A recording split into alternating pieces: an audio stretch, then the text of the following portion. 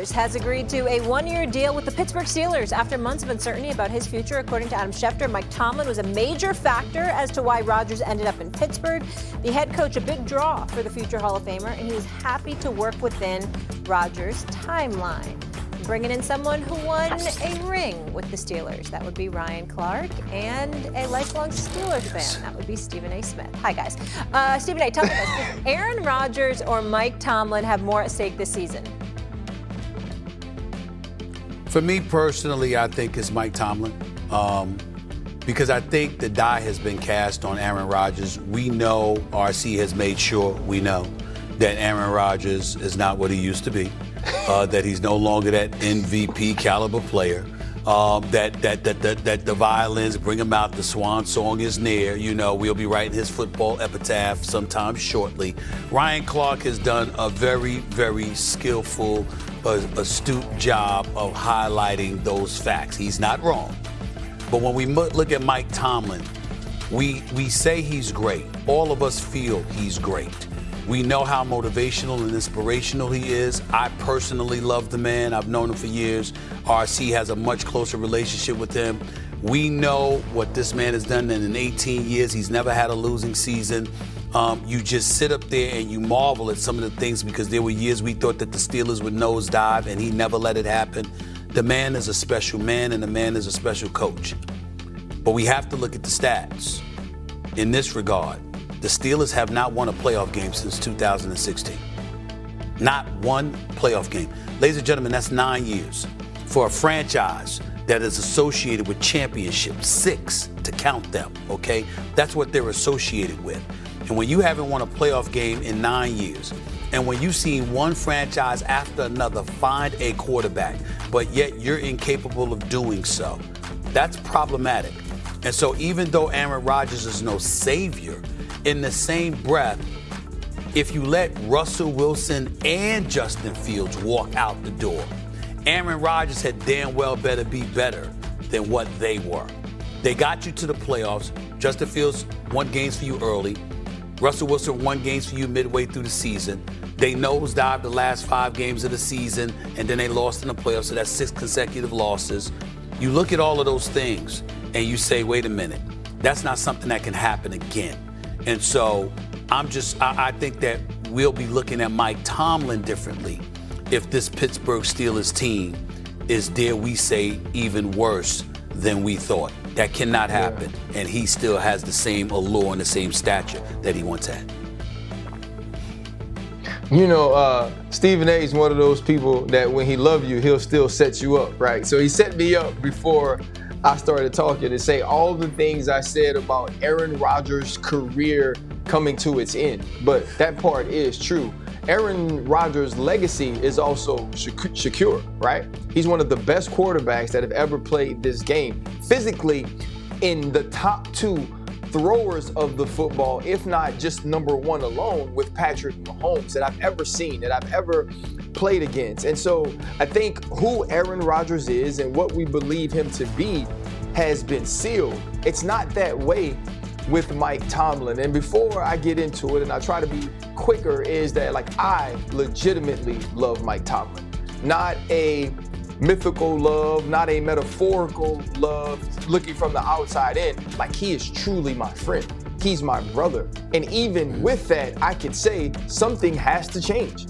Mike Tomlin has to find a way for this team to compete in the playoffs. And when you bring Aaron Rodgers in, when you wait on him, when you have the conversation, as long as you're here by minicamp, you're saying you believe he's someone that can take you to the next level. So now we have, in my opinion, one of the greatest coaches of this era, one of the greatest quarterbacks to have ever played, no matter how diminished he is, and a team you felt like you built up to compete. Well, they got to compete. They can't just be meandering around getting into the wild card. They can't just be comfortable with being blown out in the first round of the playoffs and being home and looking for their quarterback of the future. I said it on this show. I don't believe Mike Tomlin is fireable. But I also know that any other team, any other coach that has been as non-competitive as the Pittsburgh Steelers have been in the playoffs, they're looking for a change. I don't believe that Tibbs should have been fired. But let's think about this. He got the New York Knicks to the Eastern Conference Finals. He has had or built more excitement around that team than there has been in decades, and yet they thought they could do better. If you're Mike Tomlin, if you're Omar Khan, if you're Art Rooney Jr., when do you feel like you could do better? They gotta win something this year. They have to show promise this year. And if they don't, there is an uncomfortable conversation that we're gonna have to have in the media and that they're gonna have to have in their building. And that is enough enough? And has he made us as great as he could possibly make us? The only thing that I'll add to that is this. The fans in Pittsburgh are there. And that needs to be said. What you're talking about, what you're articulating in terms of what we have to do because of our affinity and respect, profound respect for Mike Tomlin, because we know how hard it is to do, or not know how you know how hard it is, but we can speculate about how hard it is for him to do what they do. The fans are the fans, and there's a standard in the Steel City that has not been met for quite a long time. They're already having that conversation, and that's the reality of the Mike Tomlin situation right now. All right, as far as Aaron Rodgers, will face his two former teams, the Jets and Packers, Week 1 and Week 8. They get paid to do it, and I do it. So, but whatever. The point is, the numbers, and Graziano, you were right. I know. All of the numbers suggest that Rodgers was a well below average quarterback last year. Every number, every advanced metric, everything. And yet, watching it, I can tell you that there were at least moments when it didn't look that way. And that was a team, let's just face it, that was poorly put together and incompetently coached. If you now put, RC, what I'm presenting you with is the fact that you have a team that has some idea what it's doing. They may not be ridiculously talented, but they have some idea what they're doing, and they have an excellent coach. I believe Rodgers is going to play well. Exactly how well, I don't know, but I believe he is going to play well. I love the film y'all pull, too. I love the film y'all pull. That's like last-second desperation trying to win the game. Early in the season, he wasn't on the red line. See, I know the context. See, all these throws, I know the context of what was going on. That was a good one. You guys don't. We're seeing good ones here. These are touchdowns. Go ahead, RC, go.